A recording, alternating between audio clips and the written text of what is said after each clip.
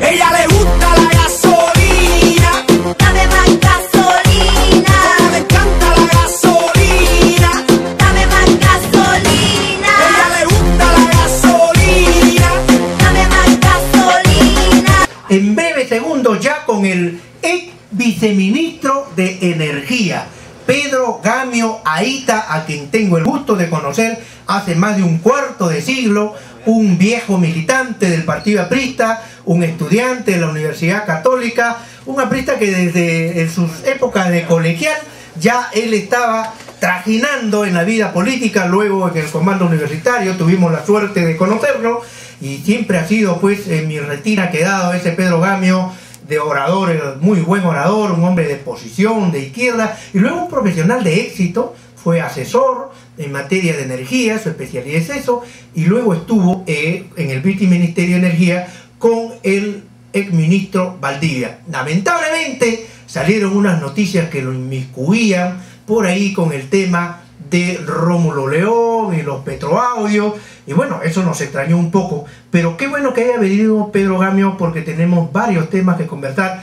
positivas, negativas y de todo. Gracias por venir, Pedro Gamio, y la pregunta que espera tu público, ¿no? ¿Qué tiene que deslindar con respecto a Rómulo León y ese caso de los petroaudios? Bueno, en primer lugar, el tema está muy claro, no tengo absolutamente nada que ocultar. Ya se ha aclarado cualquier pregunta, porque hay una cosa que también tenemos que tomar en cuenta, ¿no? Primero, nadie puede en la administración pública, y esta es una obligación de todo funcionario público, atender a cualquier inversionista que va en busca de información a un ministerio. Y esa ha sido la única relación y el único contacto por el tema de una actividad muy nueva en el Perú, que todavía no se está desarrollando y que nosotros tratamos de impulsar con las energías limpias y renovables, como el caso de la geotermia. Y se hizo un requerimiento de audiencia, y yo convoqué a los directores respectivos de las áreas correspondientes, se informó de cuáles eran los requisitos para plantear solicitudes, se presentaron los expedientes mal presentados porque había un montón de errores, y finalmente el tema no prosperó por esos errores cometidos, a pesar de que estaba en el texto único de procedimientos administrativos del Ministerio toda la información por los requisitos. Lo que pasa es que a veces la ola arrastra a justos por pecadores, ¿no? Pero realmente, y debo de aclararlo, no hay ningún tema. No tienes de qué arrepentirte. No hay nada, absolutamente. Lo único que hemos hecho es cumplir con nuestro deber, que es atender a todos los inversionistas que iban en búsqueda de información de cómo hacer para que en el Perú se desarrollen energías renovables, en especial un tema que nunca se ha desarrollado en el Perú y que nosotros impulsamos con la cooperación japonesa. Correcto. ¿Cuál es? Un estudio de prefactibilidad para aprovechar los 4 departamentos en el Perú donde existe esta energía renovable tan importante, que es, voy a explicarles qué es la geotermia. Es el agua que viene de las zonas volcánicas del Perú, es agua caliente, ese vapor puede ser usado para generar energía limpia, darle electricidad, darle incluso alguna posibilidad de mayor agua a poblaciones donde el agua es escasa. Y calentamiento, esos niños que se mueren de frío, calentamiento, Pedro. Baños termales, pero lamentablemente todavía en el Perú no se aprovecha en este sentido la geotermia, salvo para fines turísticos. Correcto. En algunos lugares Pedro, del país. No solamente eso, no hay esa revolución energética que debería darse en el Perú, Pedro. Es lamentable. ¿Qué está pasando? ¿Por qué teniendo nosotros petróleo, teniendo gas, teniendo geotermia, teniendo aire, el tema de lo eólico, por qué no estamos impulsando nuestro país en esta gran reforma? Se dice de que hay amarres, hay grupos de poder ahí, te vinculan creo que con Plus Petrol, y que todo está amarrado, que hay grupos de poder que no quieren que el Perú tenga, digamos, disfrute de una revolución energética potente que nos lleve hacia el progreso. ¿Qué hay de cierto en eso? A mí nadie me vincula con nadie, solamente tengo un compromiso con mi país, y algo que siempre he de cuidar es mi honor, y algo que debo decir es que nunca como ahora se ha avanzado en el cambio de la matriz energética. En el año 2004 el petróleo representaba el 69% de la matriz energética del Perú. Nosotros hemos avanzado hasta el año 2008, que es la parte que me ha tocado con el ministro Valdivia en la gestión, en el Ministerio de Energía y Minas a reducir esa dependencia al 53%. Y ahora estamos frente a la encrucijada de o seguimos en ese cambio y diversificación de la matriz energética que fue de la mano con dos leyes muy importantes que han permitido que hoy, como nunca en el Perú, ya hayan condiciones para que los parques eólicos y las centrales hidroeléctricas recuperen la participación en la generación eléctrica en el país que habían perdido. Porque no olvidemos, y este es un tema bien importante decirlo, que en el año 98... Tenemos una llamada, digo, Sí, no, pero continúa. Pero en el año 98 se cometió un error, prohibiéndose el otorgamiento de concesiones hidroeléctricas, con lo que el Perú perdió una década en el desarrollo de proyectos hidroeléctricos. Lamentable. Uno. Y dos, es cierto lo que dices. Finalmente, son intereses los que se afectan cuando entra una nueva energía. En el caso de los parques eólicos va a significar una generación más competitiva, menos costosa. En Europa ya es inmensa. Menos costosa que la generación térmica con petróleo y menos contaminante, evidentemente no es contaminante. Entonces hemos sacado el mapa eólico del Perú, ya tenemos el instrumento técnico que prueba que el Perú tiene más de 22.000 megavatios de potencial en la costa.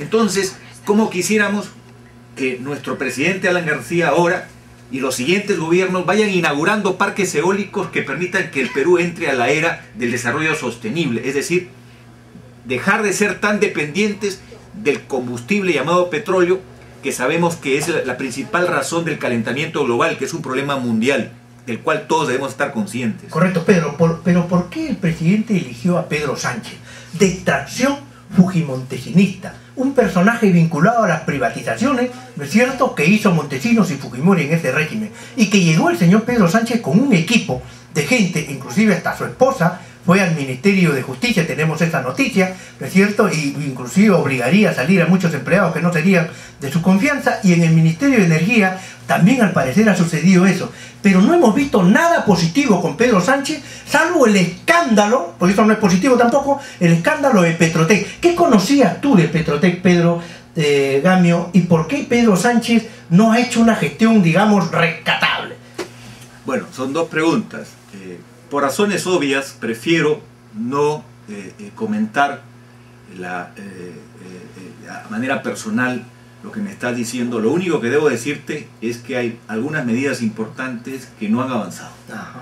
Algunas medidas importantes, Innecesarias. aunque he leído en los periódicos unas rectificaciones que parece que se están dando. Ya se dice que la subasta eólica se va a hacer finalmente este año. Era muy importante convocarla, nosotros dejamos ley y reglamentos listos y necesitamos los que el bonos país, para cambiar los carros viejos también. el tema del bono del chatarreo, Ajá. salieron ya los dispositivos, Sí, falta la transferencia de recursos El de dinero, economía ¿no? de una vez por todas. Hasta Estados Unidos ha iniciado un programa del chatarreo fabuloso. Señor Ministro de Economía, Luis Carranza, ya pues, soltemos el dinero. Y el otro tema ha sido este gobierno el que ha cobrado una deuda que existía en materia tributaria con respecto al contrato del Z2B, y ha sido este gobierno, en la gestión del ministro Valdivia, el que hizo esa cobranza. Exactamente. ¿No? Entonces, hay que reconocer lo positivo. el tema es, evidentemente, puede haber diferencias de pensamiento, pero en la historia, y tú lo sabes mejor que yo, este es el segundo gobierno de Prismo. Entonces, si se lee el plan de gobierno trabajado el 2006, se va a ver quiénes han seguido los criterios ahí propuestos. Por ejemplo, promoción de biocombustibles. Es importante la promoción de biocombustibles siempre que respete bosques primarios, que no afecte campos donde se producen alimentos, pero tiene un rol complementario que hace que el Perú entre a esta era importante que le da más trabajo y más valor a nuestra agricultura. El caso del biodiesel y el caso hay casos de sobreexplotación. Es correcto. Mano de obra. Nosotros no pretendemos competir con Brasil, pero sí reconocer que hoy, por ejemplo, en el caso de la agricultura dedicada a la caña de azúcar, el precio del azúcar está deprimido.